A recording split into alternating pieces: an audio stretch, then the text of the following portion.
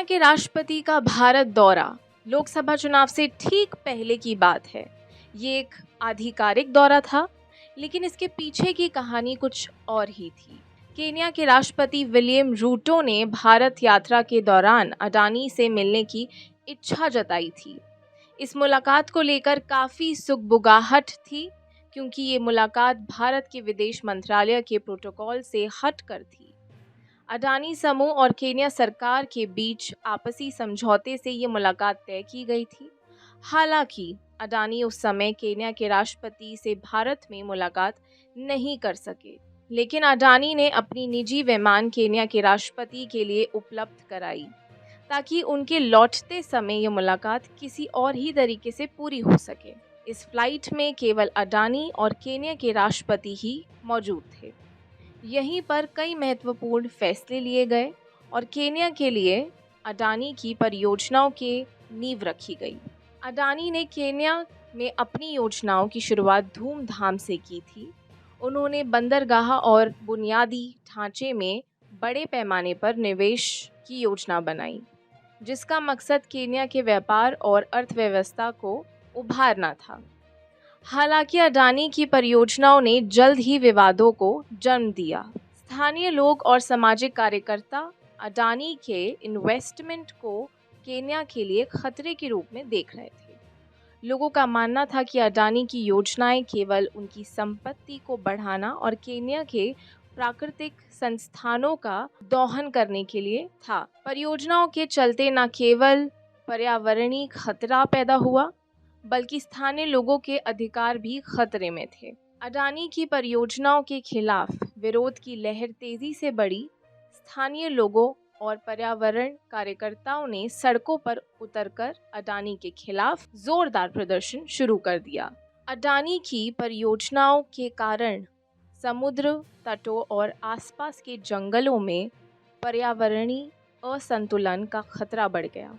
Kenya के इलाकों में मछुआरों की आजीविका पर सीधा असर पड़ा। समुद्र में जल प्रदूषण और क्षेत्रों में निर्माण के कारण मछली पकड़ने में दिक्कतें आने लगी।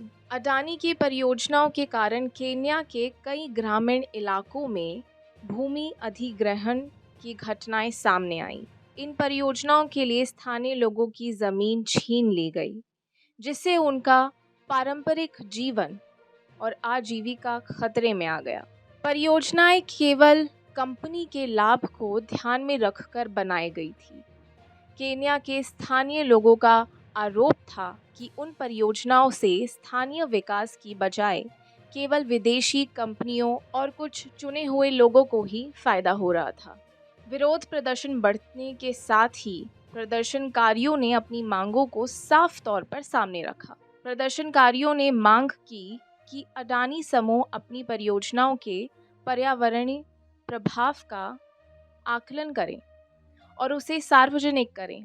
ये चाहते हैं कि परियोजनाओं के लिए पारदर्शी और निष्पक्ष तरीके से पर्यावरण जांच की जाए।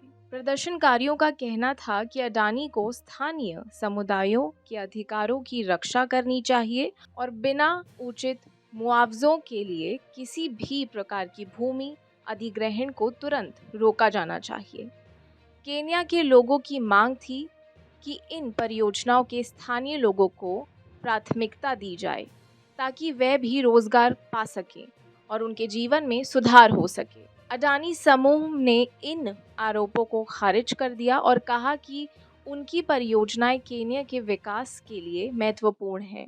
अडानी ने यह भी दावा किया कि वे स्थानीय समुदायों के लिए काम कर रहे हैं और उनकी परियोजनाएं केन्या के अर्थव्यवस्था को बढ़ावा देगी। केन्या सरकार भी इस पूरे विवाद में फंसी हुई नजर आई।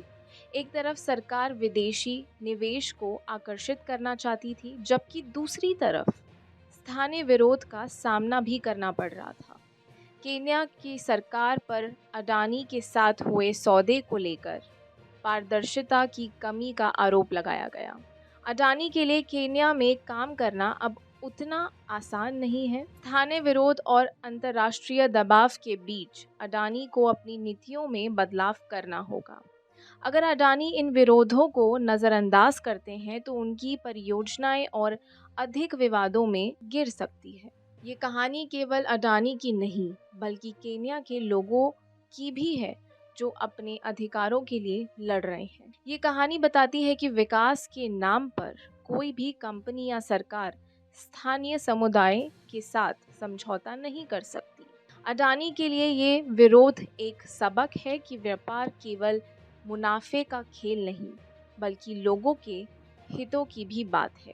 केन्या के लोग अब अडानी के खिलाफ अपनी आवाज़ बुलंद कर रहे हैं और ये विरोध इस बात की चेतावनी है कि अब पहले जैसी मनमानी नहीं चलेगी। अडानी को अगर केन्या में बने रहना है तो उन्हें लोगों की आवाज़ सुननी होगी और पारदर्शिता के साथ काम करना होगा।